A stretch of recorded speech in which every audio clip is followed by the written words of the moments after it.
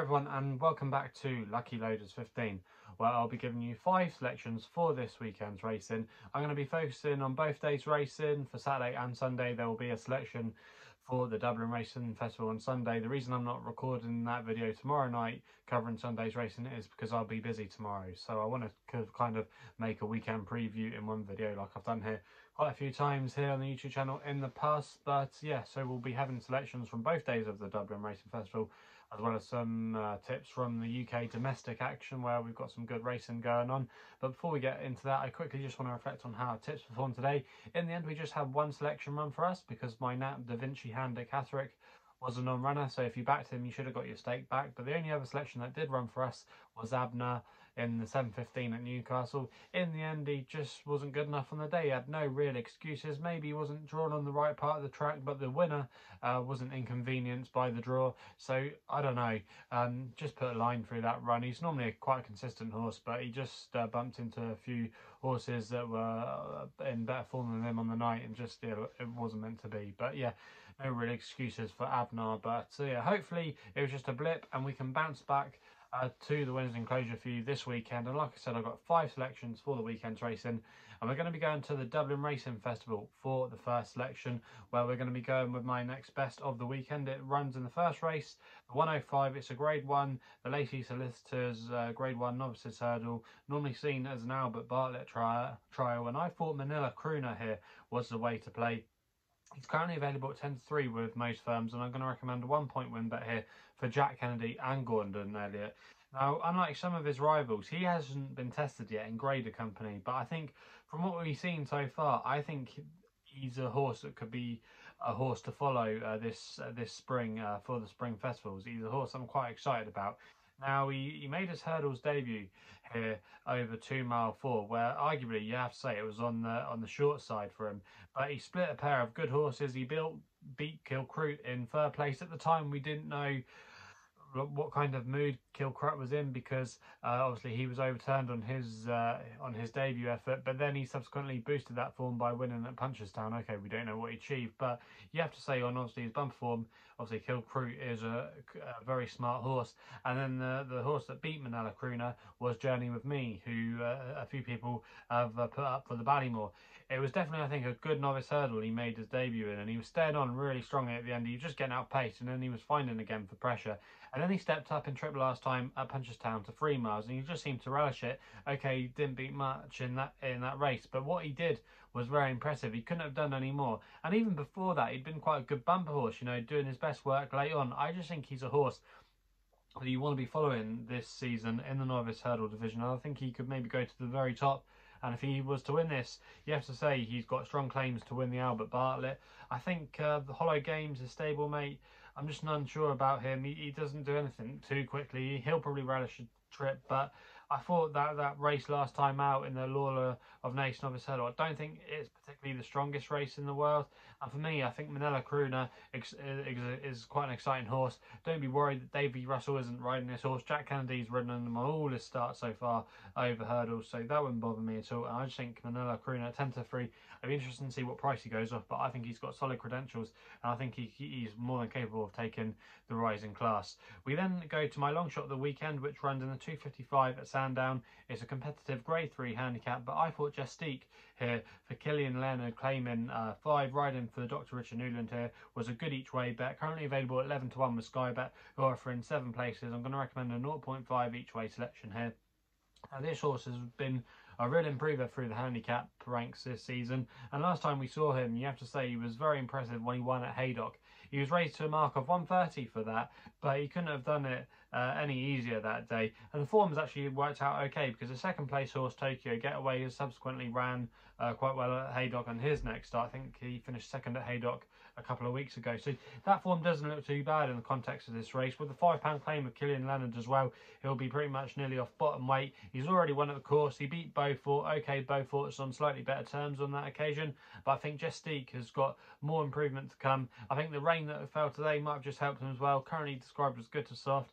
I think that would be his ideal conditions, and I just think he's got a bit more to come, and he could have quite a few pounds in hand of his current mark, and I'd be disappointed if he couldn't give us a good run for our money. So he is going to be the long shot of the day in the 255 at Sandown. We then go to the nap of the weekend, where obviously we're looking for the 4-timer from the naps. It's in the 325. It's the Winter Derby trial, and I thought Zaraqaan here would be the way to play for Holly Doyle and Archie Watson. Currently available at 15 to 8. I'm going to recommend a 1-point win bet here.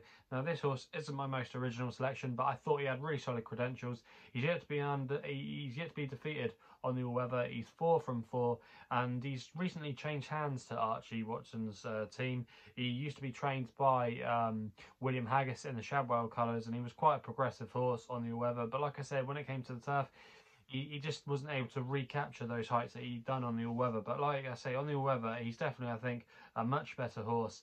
And the way he won last time out, even though the form hasn't been boosted by Halimi, I just think he wasn't suited by having to make his run-in at Newcastle. I don't think the nature of the track particularly suited him. I think these sharper turns of Lingfield will be more up his street. He's a course winner, and I just think he's a better horse than some of these on the all-weather. Okay, I know Fancy Man has previously won on the all-weather, but when he won on the conditions here over a mile and a half, I'm not so sure he really beat that much, and I think he might just need the run.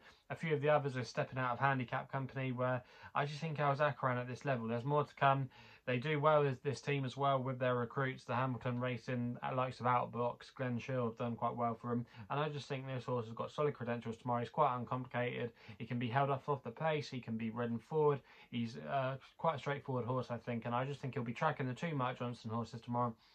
I'm hoping he'll come with a late run to pick up the pieces, and hopefully will give us the 4-timer on the naps. I think he's got really strong claims in that race tomorrow, and I think arguably he should be maybe about 6 to 4, maybe even 11 to 8. I think he's got strong claims.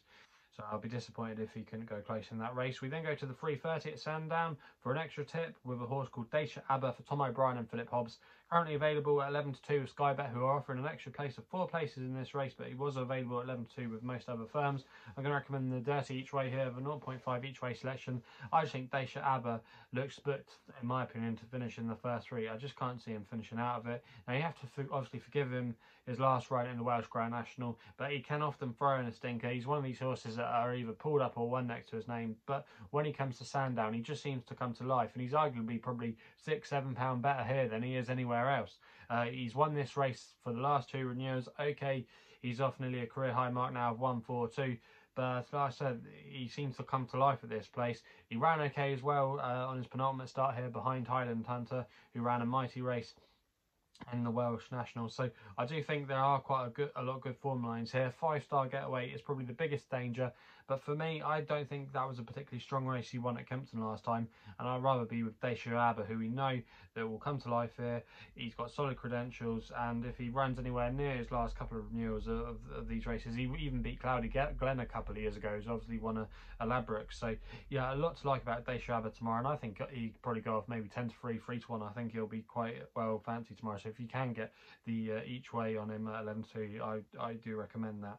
We then go over to Sunday now for my only tip for Sunday. It comes in the Dublin Racing Festival on Sunday in the 150 at Leopardstown. It's in the Dublin Chase. And I want to take on Zaraqaan and Grenadine here with Captain Guinness. He's currently 5 to 1 for Rachel Blackmore and Henry de Bromhead. Going to be an extra tip. Going to recommend a 1-point win bet.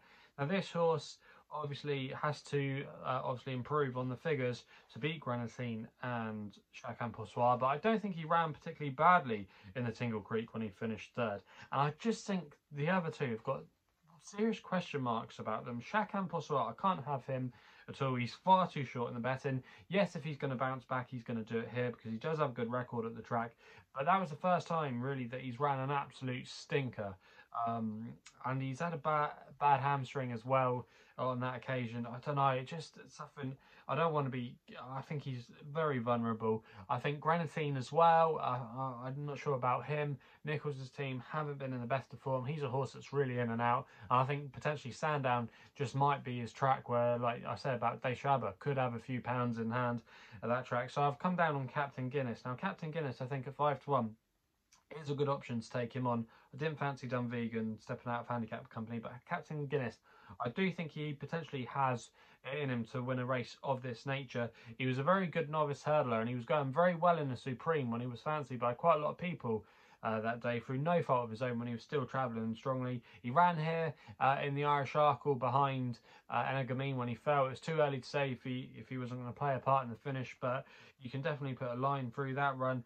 And even his third in the Arkle isn't that bad, obviously behind Shishkin and Eldorado Allen. So, but obviously, like, I know he's got to step up. But I just thought, well, the other two having real question marks against them, I just thought that this might be a race that a surprise could happen, and I think Captain Guinness could be the answer. I don't think this is a particularly strong grade 1. Obviously, if Shakan's near his best, he'll probably take all the beating, but I just got doubts about him in my personal opinion. He's a horse that I've particularly never warmed to.